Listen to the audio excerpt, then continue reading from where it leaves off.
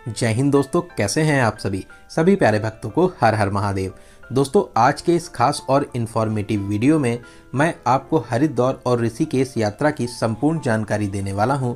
दोस्तों, आज के इस वीडियो में मैं हरिद्वार और ऋषिकेश को एक साथ कवर करूंगा, क्योंकि मैक्सिमम लोग हरिद्वार के साथ साथ ऋषिकेश को भी कवर करते हैं। तो अगर आप भी हरिद्वार और ऋषिकेश दर्शन की प्लानिंग कर रहे हैं तो ये वीडियो आपकी बहुत हेल्प करेगा। इस वीडियो में जानेंगे आप यहाँ तक कैसे पहुँचेंगे, यहाँ पर रुकने के लिए होटल या धर्मशाला कहाँ पर लेना चाहिए, दर्शन और घूमने का सही तरीका क्या रहता है, आप यहाँ पर कहाँ कहाँ घूम सकते हैं, इस पूरी यात्रा को कवर करने के लिए आपको कितने दिनों का प्लान करना चाहिए, और वीडियो के लास्ट में बात करेंगे बजट की। तो A to Z complete information के लिए वीडियो को पूरा जरूर देखें। तो चलिए जानते हैं आपको सबसे पहले कहाँ आना चाहिए। दोस्तों, मैं आपको एडवाइस करूंगा आप अपनी यात्रा को हरिद्वार से शुरू करें। यहाँ पर दर्शन और घूमने के बाद में फिर आप ऋषिकेश के लिए जा सकते हैं। यहाँ तक आने का जो सबसे अच्छा और सस्ता तरीका रहता है वो रहता है ट्रेन का। हर प्रमुख स्टेशन से आपको यहाँ तक डायरेक्ट ट्रेन मिल जाएगी। वहीं आप बस से भी यहाँ तक आ सकते हैं। बस की कनेक्टिविटी भी बहुत अच्छी है। आसपास के राज्यों और शहरों से आपको डायरेक्ट बस यहाँ तक के लिए मिल जाएगी। और अगर आप अपनी प्राइवेट कार से आना चाहते हैं तो ये भी एक अच्छा ऑप्शन रहता है। हर की पौड़ी के पास में ही मेला मैदान के पास पार्किंग फैसिलिटीज़ आपको मिल जाती हैं।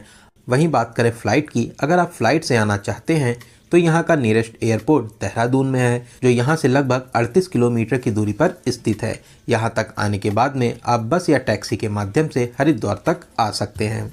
तो चलिए, ट्रेन का प्यारा सा सफ़र पूरा करके अब हम लोग पहुँच चुके हैं हरिद्वार, और अब हम लोग जानते हैं कि आपको रुकने के लिए होटल या धर्मशाला कहाँ पर लेना चाहिए। दोस्तों, ऐसे तो पूरे हरिद्वार में बहुत से होटल और धर्मशाला बने हुए हैं, लेकिन मैं आपको एडवाइस करूंगा कि आप रेलवे स्टेशन के सामने या हर की पौड़ी रोड पर होटल या धर्मशाला ले सकते हैं। धर्मशाला की रेट की बात करें तो 500 रुपये से धर्मशाला स्टार्ट हो जाते हैं। वहीं होटल्स की रेट की बात करें तो 700 से 1500 के बजट में आपको बहुत ही अच्छा सा होटल मिल जाएगा। और अब हम लोग बात करते हैं आप हरिद्वार में कहाँ कहाँ दर्शन कर सकते हैं और यहाँ पर कहाँ कहाँ घूम सकते हैं। दोस्तों, सबसे पहले हम लोग चलेंगे माँ गंगा के पावन जल में स्नान करने हर की पौड़ी पर, जो स्टेशन से 2 किलोमीटर की दूरी पर स्थित है। यहाँ पर आप ब्रह्म घाट या घंटाघर घाट पर स्नान कर सकते हैं। यहाँ पर स्नान करने का विशेष महत्व है। देश ही नहीं विदेशों से भी बहुत से भक्त यहाँ पर स्नान करने के लिए आते हैं। शाम को यहाँ पर 6 बजे दिव्य और भव्य आरती का आयोजन भी होता है, और इसमें शामिल होने के लिए बड़ी संख्या में लोग आते हैं। शाम को 4 बजे से ही आरती को आगे से देखने के लिए बड़ी संख्या में भीड़ आने लगती है। तो आप यहाँ पर आकर आरती में जरूर शामिल होइए। यहाँ पर दर्शन करने के बाद में अब हम लोग चलेंगे माता मनसा देवी जी के दर्शन करने के लिए। माता रानी का ये प्यारा सा मंदिर ऊपर पहाड़ी पर स्थित है। यहाँ तक जाने के लिए आप सीढ़ियों से जा सकते हैं या आप रोपवे से भी जा सकते हैं। हर की पौड़ी से 200 मीटर की दूरी पर ही पैदल मार्ग बना हुआ है। अगर आप सीढ़ियाँ चढ़ सकते हैं तो आप सीढ़ियों से चले जाइए। पैदल मार्ग से कुछ ही दूरी पर रोपवे मार्ग भी बना हुआ है। रोपवे में नॉर्मल टिकट जो मनसा देवी जी के लिए लगता है वो है 129 रुपये का। वही मनसा देवी और चंडी देवी दोनों जगह जाने के लिए आपको 329 रुपये का टिकट लेना रहता है। बहुत ही प्यारा सा सफर पूरा करके आप मंदिर के पास में पहुंचेंगे। यहाँ पर माता रानी के प्यारे से दर्शन कर माता रानी का आशीर्वाद प्राप्त कर सकते हैं। यहाँ पर दर्शन करने के बाद में फिर आप चंडी देवी माता के दर्शन जरूर करें। इस अलौकिक स्थान पर दर्शन करने से आपकी बहुत सी मनोकामनाएं पूरी होती हैं। दोस्तों, मनसा देवी और माता चंडी देवी के दर्शन करने में लगभग 4 से 5 घंटे का समय लग जाता है। तो चलिए, अब हम लोग उन प्लेसेस की बात करते हैं जो यहाँ से कुछ दूरी पर स्थित हैं। इन प्लेसेस के लिए आप ऑटो या ई रिक्शे का यूज़ कर सकते हैं। ऑटो और ई रिक्शा वाले आपसे 300 से 400 रुपये का चार्ज करते हैं। 4 से 5 घंटे में सभी प्लेसेस घुमाने के बाद में आप जहां कहेंगे वहां पर आपको ड्रॉप कर देते हैं। सबसे पहले हम लोग चलेंगे पावन धाम शीश महल। यहाँ पर छोटे छोटे टुकड़ों से पूरे मंदिर को बहुत ही खूबसूरती से बनाया और सजाया गया है। दोस्तों, ये बहुत ही अद्भुत स्थान है।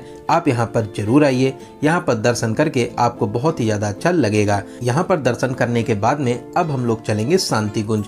दोस्तों, ये आश्रम बहुत ही विशाल और भव्य बना हुआ है। ये प्यारा सा आश्रम गायत्री माता को समर्पित है। यहाँ पर आप निःशुल्क में लंगर में शामिल हो सकते हैं। साथ ही साथ अगर आप यहाँ पर रुकना चाहते हैं तो आप फ्री ऑफ कॉस्ट में यहाँ पर रुक भी सकते हैं। दोस्तों यहाँ पर हिमालय भवन भी बना हुआ है, जहाँ पर हिमालय का बहुत ही प्यारा सा चित्रण किया गया है। आप यहाँ पर जरूर आइए, यहाँ पर आपको बहुत ही ज़्यादा शांति और सुकून मिलेगा। यहाँ पर घूमने के बाद में अब हम लोग चलेंगे आगे। हम लोगों का अगला स्थान है माता वैष्णो देवी मंदिर। यहाँ पर गुफा के स्वरूप में माता रानी का बहुत ही प्यारा सा मंदिर बना हुआ है। साथ ही साथ और भी बहुत से देवी देवताओं के यहाँ पर मंदिर बने हुए हैं। यहाँ से 100 मीटर की दूरी पर भारत माता मंदिर भी बना हुआ है। ये 7 मंजिला मंदिर हरिद्वार के प्रमुख मंदिरों में माना जाता है। यहाँ पर लिफ्ट के माध्यम से आप सबसे पहले 7वें मंजिल पर आ जाएंगे, फिर हर तल में दर्शन करने के बाद में बारी बारी से आप नीचे आ जाएंगे। सबसे नीचे भारत माता की विशाल प्रतिमा स्थापित है, आप यहाँ पर दर्शन जरूर करें। पास में ही श्री राम मंदिर भी बना हुआ है, आप यहाँ पर भी जाकर दर्शन कर सकते हैं। दोस्तों इन मंदिरों के अलावा आप कनखल साइड वाले मंदिर को भी कवर कर सकते हैं। कनखल साइड में भी बहुत ही प्रसिद्ध और फेमस मंदिर बने हुए हैं। दोस्तों आपको हरिद्वार में कम से कम एक नाइट का स्टे जरूर करना चाहिए, जिससे आप आराम से हरिद्वार के सभी प्रमुख स्थानों को कवर कर सकें। फिर अगले दिन और भी जितने प्लेसेस बचे हैं उन सभी को कवर करेंगे। फिर दोपहर के बाद में अब हम लोग चलेंगे ऋषिकेश। दोस्तों ऋषिकेश हरिद्वार से लगभग 28 किलोमीटर की दूरी पर स्थित है। यहाँ तक जाने के बहुत से तरीके हैं। आप बस, टैक्सी, ऑटो, टेम्पो या ट्रेन के माध्यम से भी पहुँच सकते हैं। यहाँ तक पहुँचने के लिए 30 से 60 रुपये का किराया लगता है। वहीं दोस्तों अगर आप पहले ऋषिकेश आना चाहते हैं तो आप आराम से पहले ऋषिकेश भी आ सकते हैं। ऋषिकेश में बहुत ही वेल कनेक्टेड बस स्टैंड बना हुआ है। दिल्ली, हरियाणा, पंजाब और आसपास के राज्यों और शहरों से ऋषिकेश तक के लिए आपको सभी प्रकार की बसेस मिल जाती हैं। वहीं आप अगर ट्रेन से आना चाहते हैं तो यहाँ पर बहुत ही प्यारा सा योग नगरी ऋषिकेश रेलवे स्टेशन भी बना हुआ है, तो आप आराम से ट्रेन के माध्यम से भी यहाँ तक आ सकते हैं। लेकिन दोस्तों मैं आपको एडवाइस करूँगा कि पहले आप हरिद्वार को कवर करें, फिर उसके बाद में आप ऋषिकेश को घूमने जा सकते हैं। तो चलिए अब हम लोग पहुंच चुके हैं ऋषिकेश और अब हम लोग बात करते हैं कि आपको कहां रुकना चाहिए। दोस्तों ऐसे तो पूरे ऋषिकेश में होटल और धर्मशाला बने हुए हैं। मैं आपको एडवाइस करूंगा आप बस स्टैंड के आसपास होटल या धर्मशाला ले सकते हैं। वहीं आप अगर चाहें तो राम झूला या लक्ष्मण झूला के पास में भी होटल या धर्मशाला ले सकते हैं। धर्मशाला की रेट की बात करें तो 800 से 1500 के बजट में बहुत ही अच्छा सा धर्मशाला मिल जाएगा। वहीं होटल की रेट की बात करें 1000 से 2000 के बजट में बहुत ही अच्छा सा होटल भी ले सकते हैं। वहीं आप अगर यहाँ पर फ्री में रुकना चाहते हैं तो आगे वीडियो में मैं आपको फ्री में रुकने का भी तरीका बताऊंगा। शाम को सबसे पहले हम लोग चलेंगे राम झूला। राम झूला ऋषिकेश का सबसे प्रमुख स्थान है। ये प्यारा सा पुल माँ गंगा को एक किनारे से दूसरे किनारे पर जोड़ता है।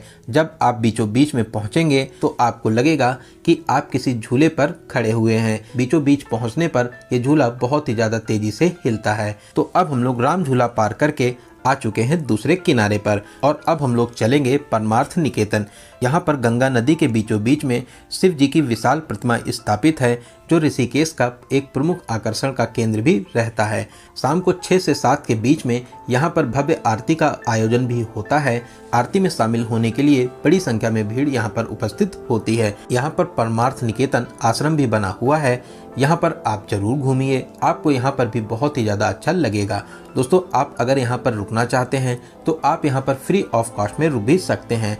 वहीं पास में ही गीता भवन भी बना हुआ है, ये भी बहुत ही अच्छा सा आश्रम है। अगर आप यहाँ पर भी रुकना चाहें तो आप यहाँ पर भी आराम से फ्री में रुक सकते हैं। यहाँ पर भी घूमकर आपको बहुत ही ज़्यादा अच्छा लगेगा। इन प्लेसेस पे घूमने के बाद में रात में हम लोग अपने होटल में आराम करेंगे और अगली सुबह हम लोग चलेंगे नीलकंठ महादेव जी के दर्शन करने के लिए, जो ऋषिकेश से लगभग 30 किलोमीटर की दूरी पर स्थित है। राम झूला टैक्सी स्टैंड के पास से ही आपको बुलेरो मिल जाती हैं, जिसमें आने जाने का 150 से 200 रुपये चार्ज करते हैं। मंदिर में दर्शन कराने के बाद में आपको फिर से यहाँ पे ड्रॉप कर देते हैं। नीलकंठ महादेव जी का प्यारा सा मंदिर पहाड़ों के बीचों बीच में स्थित है। ये मंदिर अपनी विशेष मान्यताओं के लिए बहुत ही फेमस है। यहाँ पर दर्शन करने से आपकी सभी मनोकामनाएं पूरी होती हैं। दोस्तों ये प्यारा सा मंदिर बहुत ही अद्भुत और भव्य शैली में बना हुआ है, जिसकी भव्यता देखकर आपका दिल और मन को बहुत ही ज्यादा शांति मिलेगी। दोस्तों ऋषिकेश अपनी एडवेंचरस एक्टिविटीज के लिए भी बहुत ही ज़्यादा फेमस है। यहाँ पर आप बहुत सी एडवेंचरस एक्टिविटीज को कर सकते हैं। आप यहाँ पर रिवर राफ्टिंग कर सकते हैं, बंजी जंपिंग कर सकते हैं, जिप लाइन का मजा ले सकते हैं और भी बहुत सी एक्टिविटीज़ हैं जिनको आप कर सकते हैं। सभी एक्टिविटीज़ के अलग अलग रेट हैं, तो आप अपने बजट के हिसाब से जो आप चाहें एक्टिविटीज कर सकते हैं। आप यहाँ पर 13 मंजिला मंदिर में भी दर्शन कर सकते हैं। ये भी ऋषिकेश का बहुत ही प्रसिद्ध और प्यारा मंदिर है जो लक्ष्मण झूला के पास में स्थित है, लेकिन इस टाइम पर लक्ष्मण झूला को कुछ समय के लिए बंद किया गया है, तो आप राम झूला के पास से होते हुए इस प्यारे से मंदिर में पहुंच सकते हैं। वहीं आप यहां पर बीटल्स आश्रम में भी जा सकते हैं, साथ ही साथ त्रिवेणी घाट पर भी घूमने और दर्शन करने जा सकते हैं। त्रिवेणी घाट भी बहुत ही प्यारा स्थान है। यहाँ पर भी शाम को आरती का आयोजन होता है। यहाँ पर आरती में शामिल होने के लिए बड़ी संख्या में भीड़ उपस्थित होती है। तो दोस्तों, आप ऋषिकेश में भी एक नाइट का स्टे जरूर बनाइए, जिससे आप ऋषिकेश के सभी प्रमुख स्थानों को आराम से कवर कर लें। वहीं ऋषिकेश और हरिद्वार दोनों प्लेसेस की बात करें तो आपको कम से कम 3 डेज और 2 नाइट का प्लान बनाना चाहिए। अगर आप और भी घूमना चाहते हैं तो 4 डेज और 3 नाइट्स का भी प्लान बना सकते हैं। चलिए अब बात करते हैं हरिद्वार और ऋषिकेश आने का सबसे अच्छा समय कौन सा रहता है। दोस्तों, ऐसे तो पूरे साल ही हरिद्वार और ऋषिकेश में भीड़ भाड़ रहती है, लेकिन आप दिसंबर, जनवरी, फरवरी या मई और जून में यहाँ पर घूमने आ सकते हैं। ये टाइम यहाँ पर घूमने के लिए बेस्ट टाइम माना जाता है। तो चलिए अब हम लोग बात करते हैं सबसे जरूरी क्वेश्चन, बजट की। दोस्तों, अगर आप 3 डेज और 2 नाइट्स का प्लान बनाते हैं तो 4000 से 5000 पर पर्सन के बजट में बहुत ही अच्छे तरीके से इन दोनों जगहों को कवर कर लेंगे। वहीं दोस्तों, अगर आपके बजट की कोई भी प्रॉब्लम नहीं है तो आप यहाँ पर बहुत ही VIP होटल्स ले सकते हैं। साथ ही साथ आप टैक्सी बुक करके भी इन सभी प्लेसेस को कवर कर सकते हैं। तो दोस्तों, यहाँ पर मैंने आपको हरिद्वार और ऋषिकेश यात्रा से रिलेटेड हर एक छोटी बड़ी जानकारी को बहुत ही अच्छे और सही तरीके से बताने की पूरी कोशिश की है।